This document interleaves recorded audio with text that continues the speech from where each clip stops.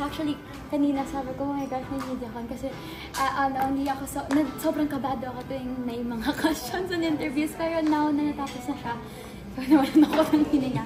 Sobrang happy na may mga tao kung gusto pa akong makilala.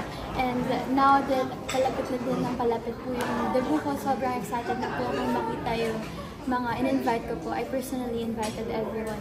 So, how long have you been planning for this debut? Sobrang rush po actually kasi nag-ano po ako Was this your original plan ba in celebrating your 8th birthday? Sabi ko po sa mom ko, what if it's just my family and then closest friends and beach, yun talaga yung una ko. And then my second plan was, okay, travel na lang abroad with my family. But then I realized, my mom and my team po convinced me na, magtibo ka na. And then I realized, oh nga, kasi once in a lifetime makikita mo lahat ng tao na naging parte ng buhay mo. So, yun na po yung nilolook forward ko kasi ang dami ko na rin hindi nakita for a long time and I want to see them again and catch up kahit pa paano. So, kasama to yung mga go and bulilit? Opo, nandun po sila. Yes. Ay, ang saya naman. Oo nga po eh. May complete list ka ng mga Aiden Roses, Aiden Candas, andun din yung mga ibang co-stars mo. Opo, nandun po sila. How, parang may gagawin ka bang differently? Not the usual 18 Roses or 18 Candas? Actually, on 18 Roses, we're still thinking of a gimmick. Ongoing pa yun kahit sa Sunday na siya. Pero, Sunday na po siya, di ba? 26 na agad. 26 na po agad-agad. Pero I think yung magiging iba po, I haven't attended the debut na merong nagigitar na habang kumakanta. So that's what I'll be doing. That's what I offer for the guests. I guess yung magigitar and then sing.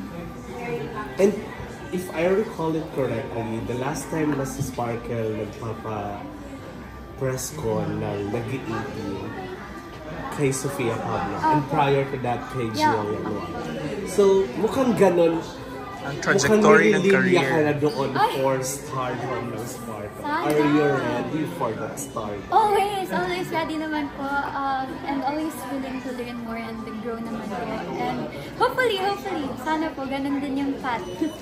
Pero for someone like you who has started earlier in showbiz, hindi ka ba naiinip? Or may ganun ba na parang pag ganyan-ganyan? Or... To be honest, nung pandemic actually, kasi nga po wala akong work, sobrang sanay ako na nagtatrabaho. So parang, ang bata ko pa, parang feeling ko, asan yung work ko? Parang ganun agad yung na-feel ko dahil wala akong ginagawa for so long. But then I realized, I think it's just the perfect timing na hinanda ako para sa 2023 ng mga magiging projects. Pero right now, I just trust yung timing ni Lord. And yung timing ko kung kailan ako mabibigyan ko ng opportunity to prove myself. And sorry to ask, are you doing this because are you a breadwinner? Or paano ba yun? Before, yes. Naging breadwinner. Pero now, my sisters, tapos sila mag-aral. Ako na nag-aaral. So, they're working na. You help them send to school? Yes, I help them. Talaga? Yes. Even minor pa siya, no? Pero may relatives din naman po na nag-help din po sila. So, para share naman po ng help. But now, sila naman din po minsan kapag ako naman po may kailangan ng tulong, sila naman din po yung willing. Oh, that's good. Ang taray, ang aga mo pa nakikita mo na yung fruits of your labor. Diba? Dahil napagtapos mo na yung For related to that question, ngayon na nag-18 ka, ikaw ba yung tipong nag-set na ng certain milestone about like, ano itong gusto kong achieve? Oo, achieve? ito yung gusto kong mag-achieve, ganon. I think yung pinaka-milestone na gusto ko nitong pag nag-18 ako is a car talaga. Since ayun nga po, I've been working for so long. And ang hirap mag-ipon since nung nag-pandemic na naubos. So like pinag-iipunan mo na to? Pinag-iipunan ko po ulit na magkaroon ng car. Pero other than that, I think nag-expect lang po talaga ako ng new experiences. Wala pa po akong certain things na gusto. I'm just gonna accept whatever comes. Cool. Sorry to ask. Kasi talaga tumigil ako. Kasi baka bawal. Iisip ko kasi, nabanggit ko kasi yung Flor de Luna. Flor de Liza. Flor de Liza, And syempre alam naman natin na yung kasama mo doon, nung kalaban mo, controversial yung... Oh my God. I mean, will she be attending? Yes po, she will be attending. Part po siya ng 18 Sweets. Ayan, how are you reacting with what's happening also? Biglang ganun yung career path naman na tinahan. issues aside po from the movie, when I saw the trailer of how she portrayed that, I replied to her story, sabi ko, grabe ang galing mo. I'm just happy for her na ginagawa niya kung ano yung gusto niya, and ang galing-galing niya pa rin ever since. Ayun, ever since naman hanga na po talaga ako sa acting ni Red kasi nang nalaman talaga siya.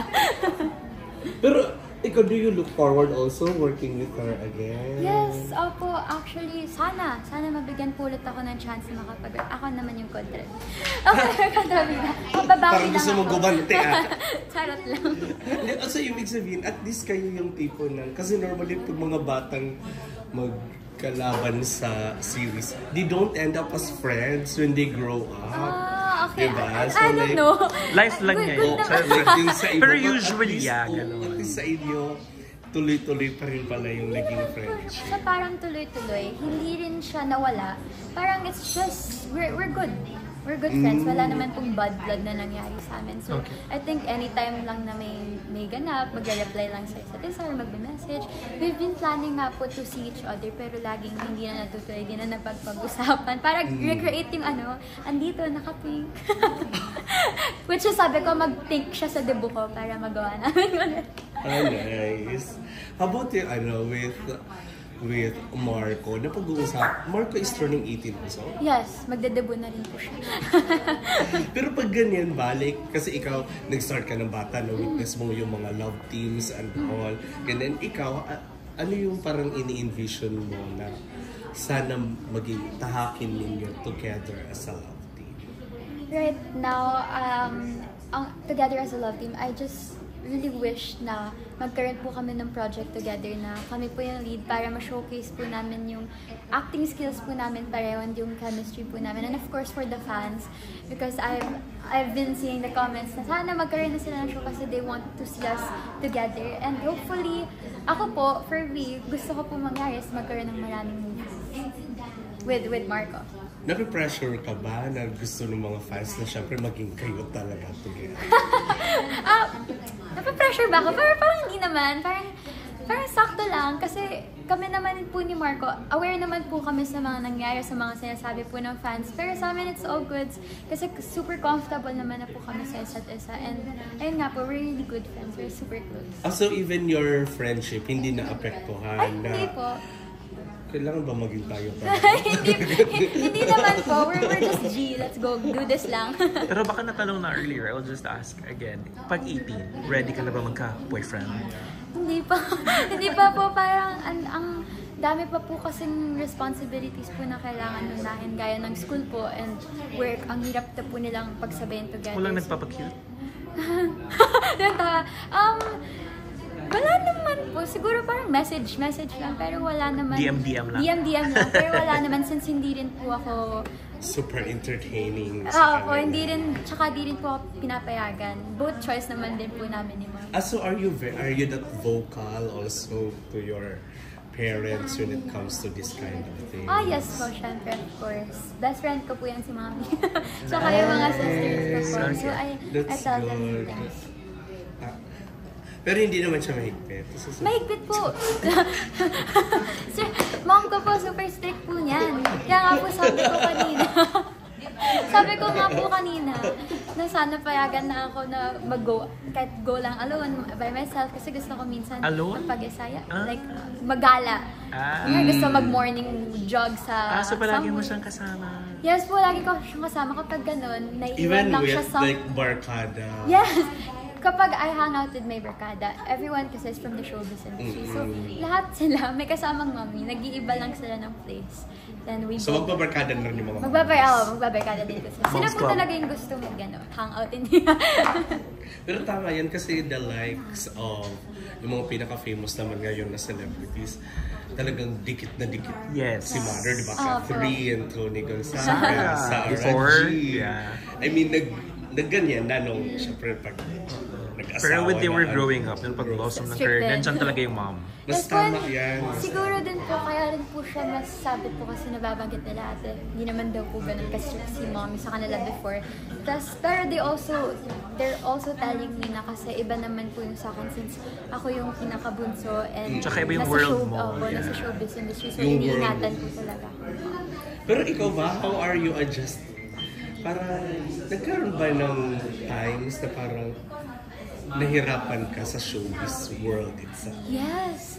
Hindi naman, nung bata ako, super yes, since syempre bago pa lang, and bata pa po ako nun, so yung perception ko about things small pa lang. Yep. Pero, at the same time, natong growing up, merong mga self-crisis na parang, magaling ba ako? Kasi parang parang feeling ko, napapag-iwanan ako.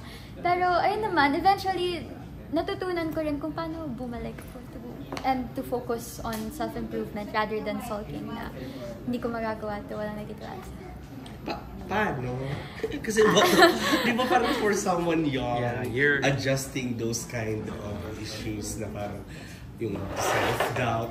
Diyos ko kami nga matanda na may pa-self-doubt. Yes. Para syempre, para lahat naman po tayo meron since we're all humans about it. It's normal pero naman po. Ikaw, paano mo siya? I think kapag I talk to my sisters, when best friends mo din yes po, I tell them and they give me advice. And also, I think yung mga nababasa niyo po sa internet na mga motivating something, mga quotes, mga life something. That's when I was also reading sa mga PDF books na for self-help, self-knowledge. And nag-try po talaga ako na ma-improve yung sarili ko. Kasi syempre, we need that here, lalo na showbiz, mahirap, medyo harsh yung world. And speaking of, what's the harshest so far you've experienced in showbiz? Harshest so far? Good thing wala pa naman. Ito yung interview natin. Sharka. I think more on self lang po talaga. Sa sarili ko lang po talaga. Yung parang nag-question lang talaga. Opo, pero outside external factors, parang wala naman po. But you should be ready. Yes! Kasi pag palaki yung career, palaki din yung... Palaki yung bash. Yes. I think sanay naman na since bata pa lang. Di ba kahit bata, minsan binabash na nila. So I think medyo lalo na pag may 18 na. ka na.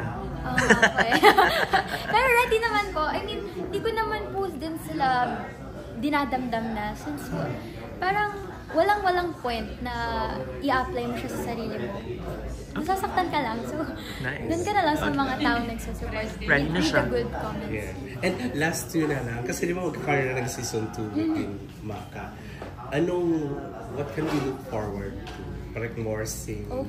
Wala bang soundtrack po? Magkakaroon ba na? Baka po, hindi pa po ako sure. Baka magkaroon po ulit ng soundtrack. Since sa season 1 po, meron po kami na-record ng mga soundtracks po namin na original.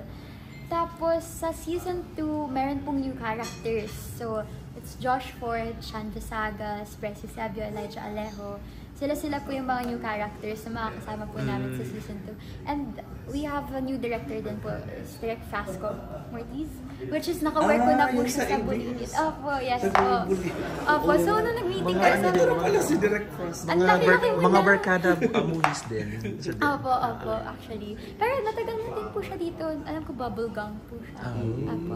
Pero anyways, sabi po sa amin... Pero you've started shooting?